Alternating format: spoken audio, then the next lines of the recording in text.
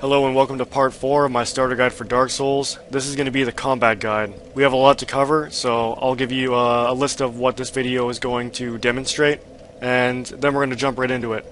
Alright, so this video is going to cover blocking, stamina recovery, kiting, pulling, backstabbing, parrying, dodging, invincibility frames, killing with range and magic, one-handed versus two-handed, kicking, boning out, and some tips versus bosses. So the first thing we're going to cover is blocking and stamina recovery. Blocking is not a very complicated mechanic, not surprisingly, but there are some things to learn about it still. If you look in the middle right of my screen, you'll see damage reduction percent and a list of damage types underneath.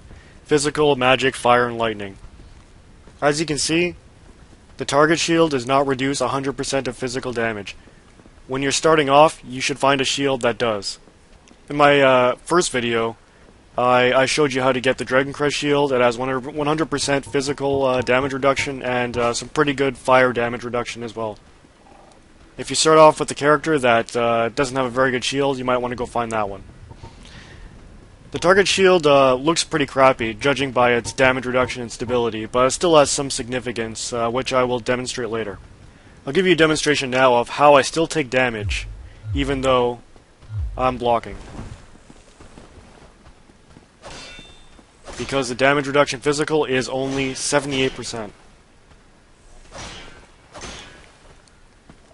Compare that with the Balder shield. I take no damage at all because the damage reduction is 100%. Let's take a quick look at the stability between the two shields. This one's much lower, I take much more stamina damage.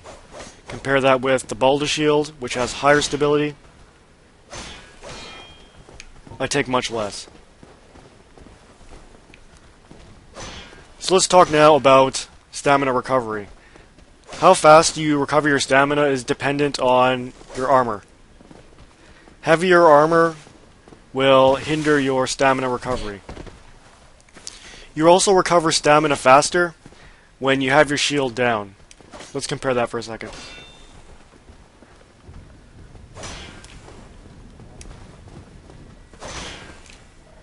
A useful combat technique is block attacks, and when your enemies aren't doing anything, lower your shield to recover your stamina faster. And just watch for the attacks. When they're telegraphing an attack, put your shield up. When they're not doing anything, leave it down and recover your stamina. There are some items that allow you to recover your stamina faster. I'll show you some of them. There's Mask of the Child. You can see you'll get a little green glow, indicating that you have stamina recovery. There's also the Cloarthy ring that I might not have. No, I do. There is also green grass, green blossom. That will temporarily give you a higher stamina recovery. And by the way, this all stacks. You'll even get faster stamina recovery when you're blocking. So, those items can be vital. And very helpful, especially if you don't have a whole lot of stamina on your character. There's also one other important one that I forgot, and that's the Grass Crest shield. It also gives you stamina recovery. But it does not have 100% physical damage reduction. Pulling is a very useful and practical technique. It's worth it to have a bow just to be able to do this. If you've ever played an MMO before, then you might know what I'm talking about. The purpose of pulling is to get an enemy's attention and draw them to you. This is useful because it allows you to fight one-on-one instead of having to run into a group and fight several things. And fighting multiple things at once in Dark Souls really makes it a lot more difficult. Because there's the chance that they'll flank you, you might run out of stamina when blocking their attacks. A whole lot of bad things can happen, so always try to fight one-on-one instead of in a group. You can pull by other methods other than shooting arrows. You can walk into their aggro radius. And you can use other range attacks such as throwing knives and magic. Now I'll try to show you parrying. I'm pretty bad at it, to be honest, so I don't know how well this is going to go. To do it on a 360 controller, it's the left bumper, L2 on the PS3 controller, and tab by default on keyboard. You need to have your shield out to do it. That's what it looks like. And basically, you're trying to deflect an enemy's attack, and if you succeed, you can follow up with a riposte that does critical damage.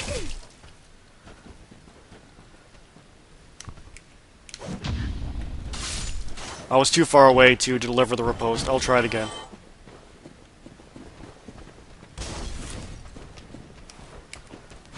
There we go. As you can see, that did almost 3 times the damage I would normally do with my main attack. There isn't too much I can say or advice I can give on parrying other than practice it. It's different timing for every attack an enemy has. So the best you can do is practice it. I've parried a lot against these enemies, so I can do it fairly well.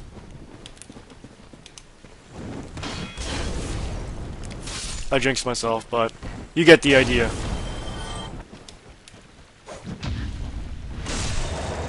There are some shields that allow easier parrying. Look how the animation is different on this one. Ugh. It gives you a larger window to deliver or get the parry and deliver the follow-up attack. So this is the target shield. That's why it's significant. I mentioned that earlier in the video. There's also the buckler. Allows you to get that extra frames that you can parry. And there's the parrying dagger, where that can parry in the same way.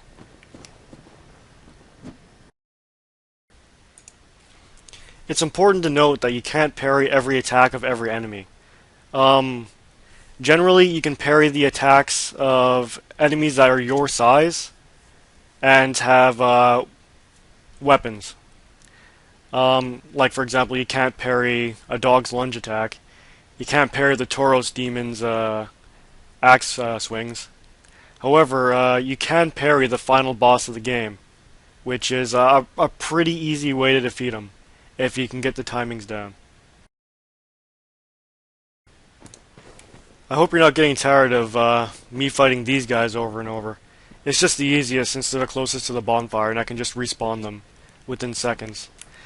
But now I'm going to show you backstabbing. It's a very useful technique that you should try as much as possible. It doesn't work on every enemy, but it does on a great deal of them.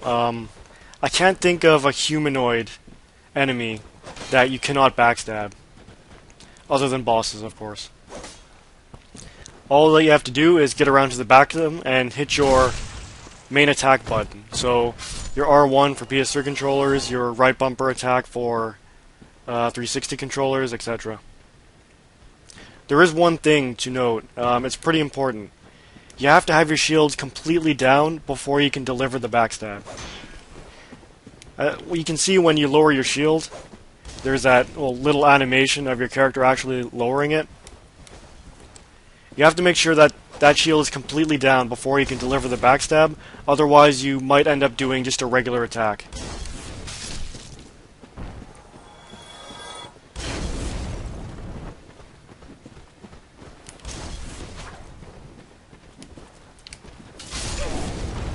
See there, I think that would have been a backstab had I had my shield down completely.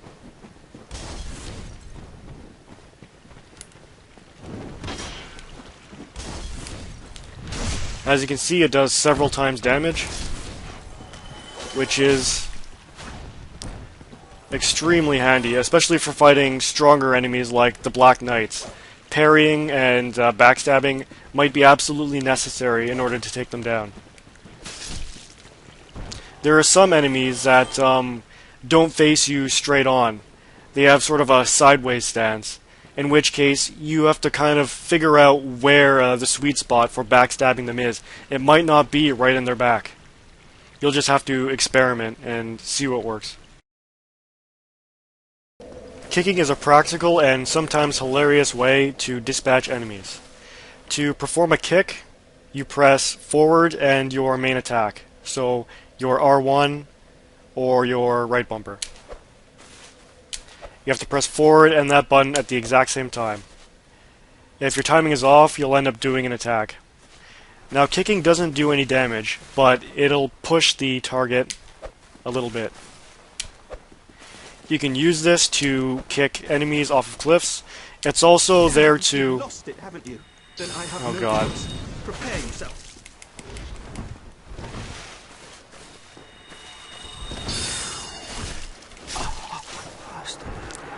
Oh, sorry, bud. Anyway, as I was saying, you can also use pushing to deal stamina damage to an enemy, and possibly guard break or stun them. Not all weapons have a push or a kick, however. Instead of a kick with piercing swords, you get this little slash and backstep. Kicking doesn't work on all enemies. Like, for example, Black Knights, it won't push them at all. I'm not sure if it gives them stamina damage or breaks their guard, but it's generally not a good idea to try kicking against an enemy like that. In PvP, it definitely does deal stamina damage and can guard break them. But the most fun way of kicking is to knock enemies off of ledges and kill them easily.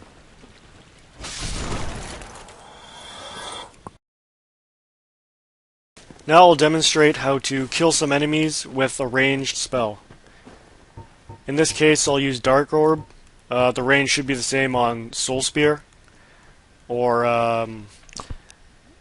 Lightning Spear, for example, the Miracle.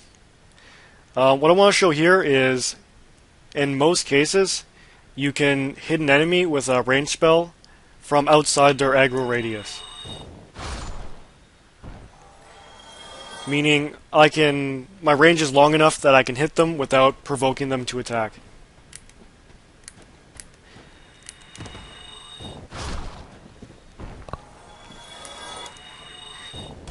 This makes playing a caster look really easy, and to be honest, it's not really that hard. But for beginners, it might be.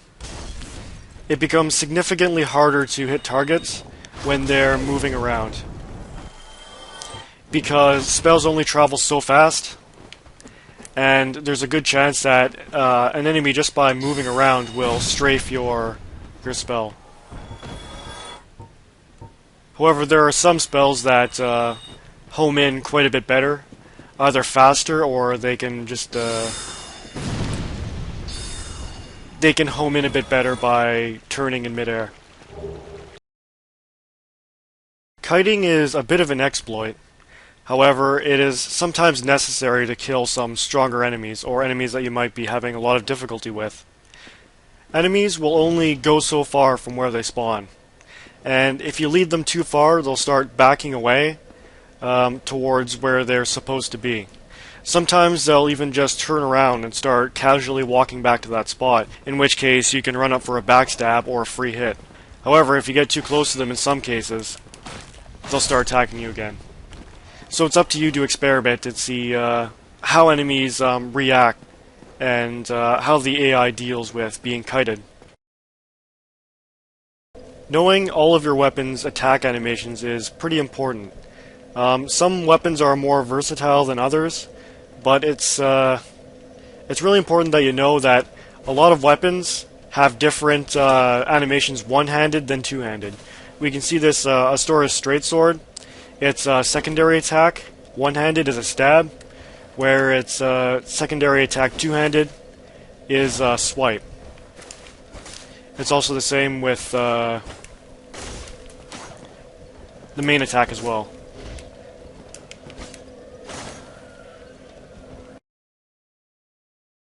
Using a homeward bone to teleport out of a dangerous situation is really not a bad tactic.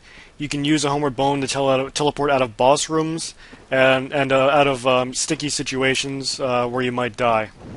It's especially useful if you run out of healing items, but want to press forth. Homer boning does leave you open, so you might take a hit, but if you get lucky, it can really save your life. Here's some general advice for combat in Dark Souls.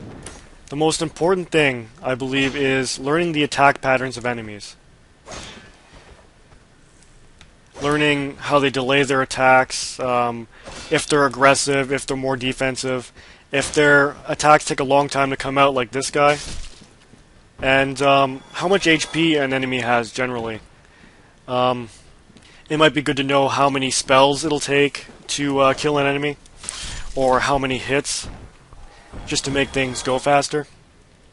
Also, of course, learning an enemy's attack patterns helps with learning how to parry them.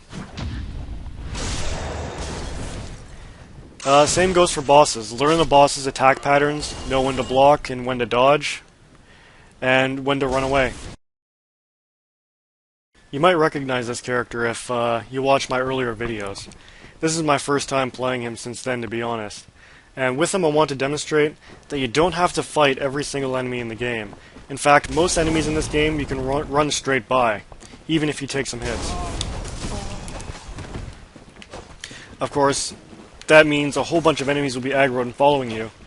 However, if you keep sprinting, run fast enough with a light load, they'll get so far behind that they'll give up and return to where they originally were.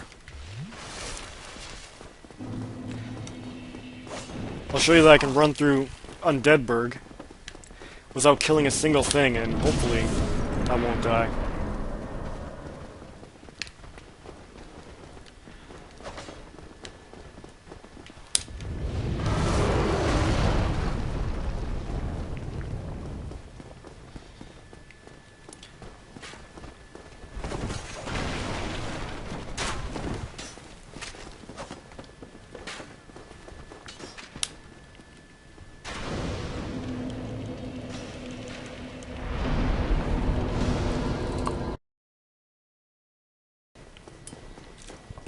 Here's some general advice for facing off with bosses in this game. A lot of enemies, or bosses I mean, only attack in front of them. And so, getting behind them might be a good idea. Just try to turn when they turn, and stay behind them. As you can see, some will turn mid-attack in order to hit you. But a lot of them are pretty vulnerable from behind. A lot of the bigger bosses, such as the Tauros Demon, you can avoid a lot of his attacks by going right up close to him.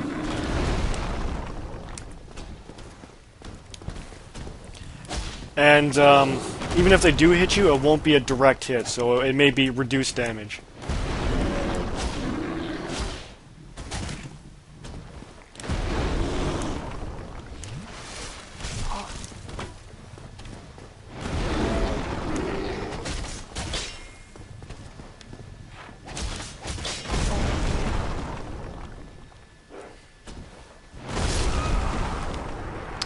Another important technique is not dying. I was going to say baiting out attacks. Run up to a boss, they'll start their attack, back up, and then while they're recovering, go and deliver an attack. Most weapons have an attack that you can do while running. And I guess the most important piece of advice I can give when playing Dark Souls is don't give up.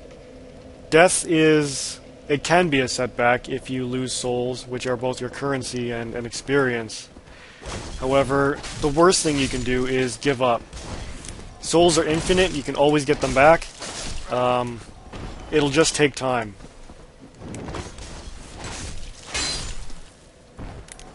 So you better get used to dying. You're going to do it a lot throughout the course of this game. If you have to take a break and take a breather and just cool off, then do that. It's important that you do, actually. But just never give up on the game. If it's frustrating you too much, take a break. But But try not to let it get to you that much that you say that you won't come back to the game again and just kind of like rage quit it forever. Alright, let's see if we can put together some of the techniques that we've learned in this video.